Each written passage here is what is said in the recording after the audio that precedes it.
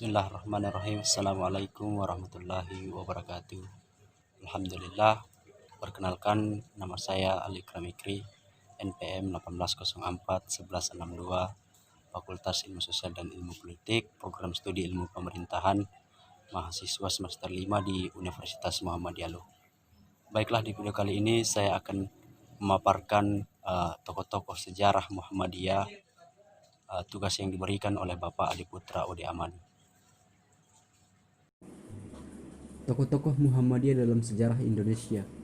Pertama, Kiai Haji Ahmad Dahlan, Siti Walidah, Soekarno, Fatmawati, Kiai Mas Mansur, Jenderal Sudirman, Kahar Mujakir, I.R. Juanda. Itulah tokoh-tokoh yang dikenal dalam sejarah Indonesia.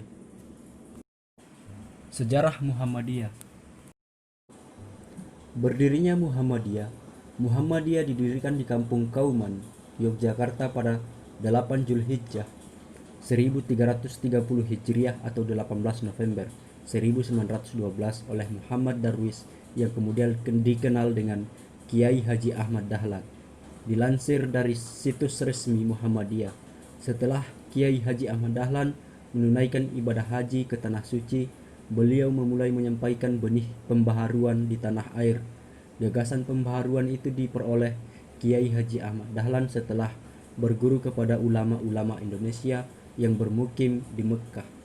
Melihat keadaan umat Islam pada waktu itu dalam keadaan penuh dengan amalan-amalan yang bersifat mistik, Kiai Haji Ahmad Dahlan tergerak hatinya untuk mengajak mereka kembali kepada ajaran Islam yang sebenarnya berdasarkan Al-Quran dan hadis. Oleh karena itu, beliau memberikan pengertian keagamaan di rumahnya di tengah kesibukan sebagai khotib dan para pedagang. Arti Muhammadiyah. Muhammadiyah adalah sebuah organisasi Islam yang besar di Indonesia. Nama organisasi ini diambil dari nama Nabi Muhammad SAW, sehingga Muhammadiyah juga dapat dikenal sebagai orang-orang yang menjadi pengikut Nabi Muhammad SAW. Muhammadiyah adalah gerakan Islam yang melaksanakan dakwah, amar ma'ruf nahi mungkar, dengan maksud dan tujuan menegakkan dan menjunjung tinggi agama Islam. Muhammadiyah secara etimologi berarti pengikut Nabi Muhammad, karena berasal dari kata Muhammad, kemudian mendapat nisbiyah, sedangkan secara terminologi berarti gerakan Islam, dakwah, amar ma'ruf nahi mungkar, dan tajdid bersumber pada Al-Quran dan Sunnah. Perjalanan menemukan pencerahan. Setelah menunaikan ibadah haji ke Tanah Suci dan bermukim yang kedua kalinya pada tahun 1903, Kiai Dahlan mulai menyemaikan benih pembaharuan di tanah air. Gagasan pembaharuan itu diperoleh Kiai Dahlan setelah berguru kepada ulama Indonesia yang bermukim di Mekkah seperti Syekh Ahmad Khatib dari Minangkabau, Kiai Nawawi dari Banten, Kiai Mas Abdullah dari Surabaya, dan Kiai Fakih dari Mas Kumambang.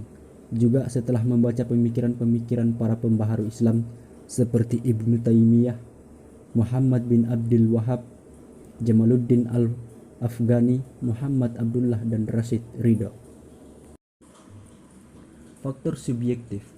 Hasil pendalaman Kiai Haji Ahmad Dahlan terhadap Al-Quran dan menelaah, membahas, meneliti, dan mengkaji kandungan isinya, sikap Kiai Haji Ahmad Dahlan seperti ini.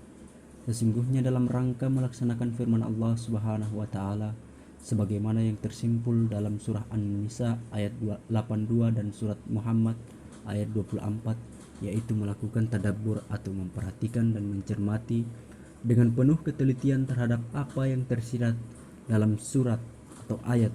Sikap seperti ini pula lah yang dilakukan Kiai Haji Ahmad Dahlan ketika menatap surat Al-Imran ayat 104 yang artinya, dan hendaklah ada di antara kamu sekalian segolongan umat yang menyuruh kepada kebajikan, menyuruh kepada yang ma'ruf, dan mencegah kepada yang mungkar.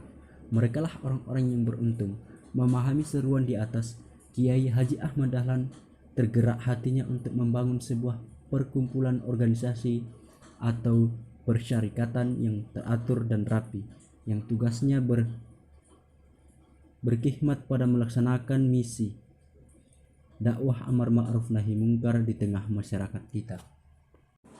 Salah satu tokoh Muhammadiyah yang terlibat dalam politik atau yang terjun dalam dunia politik, yakni Bapak Amin Rais, adalah sosok politikus senior di Indonesia Sebelum terjun ke dunia politik, dia menjabat sebagai Ketua Umum Pimpinan Pusat Muhammadiyah masa jabatan tahun 1995 sampai 1998. Pada tahun 2004, dia maju sebagai calon presiden tetapi kalah dan hanya meraih kurang dari 15% suara nasional. Saat ini Amin Rais masih menduduki posisi penting di PAN.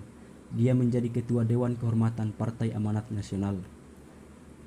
Bapak Amin Rais adalah salah satu pilar penting politik di Indonesia yang ikut membidani lahirnya reformasi dan berakhirnya era pemerintahan Orde Baru. Sejak di bangku kuliah, Amin Rais sudah aktif di berbagai organisasi kemahasiswaan.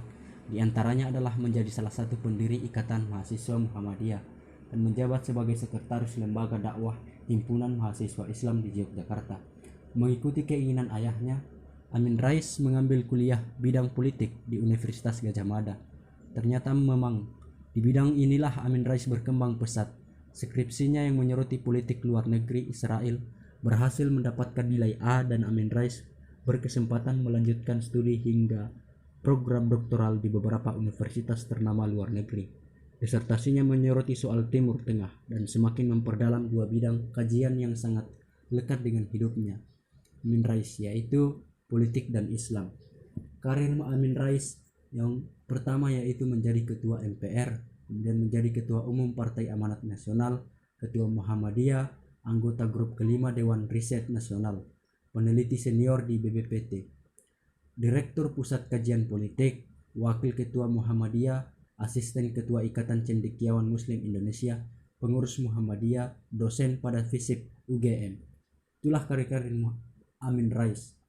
Demikian yang bisa saya sampaikan terkait dengan salah satu tokoh yang terjun dalam dunia politik.